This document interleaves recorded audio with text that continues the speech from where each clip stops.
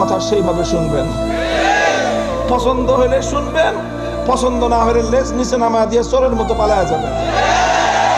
খবরদার কোনোদিন কোনো আলেমের সামনে মাথা উঁচু করে কথার প্রতিবাদ করার চেষ্টা করবেন না।